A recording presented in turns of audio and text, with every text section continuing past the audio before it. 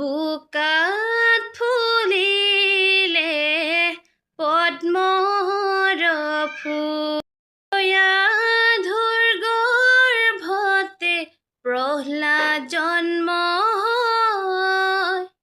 ধন্য হইলে দৈত্যৰ সুৰ,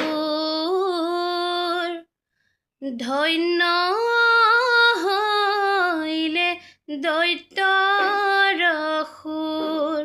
পৰ্বতৰ পৰা থিয় কৰাৰ পৰা প্ৰহ্লাদক দিলে ঠেলি, শ্ৰী নাৰায়ণ নাম জপ কৰি পালে সাগৰৰ তলি, পালে সাগৰৰ তলি।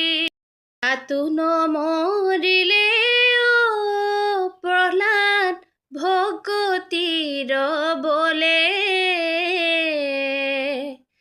সাগৰে উদাতি প্ৰহ্লাদক পাই, সাগৰে উদাতি প্ৰহ্লাদক পাই, আনন্দতে লইলে কুলে, আনন্দতে লইলে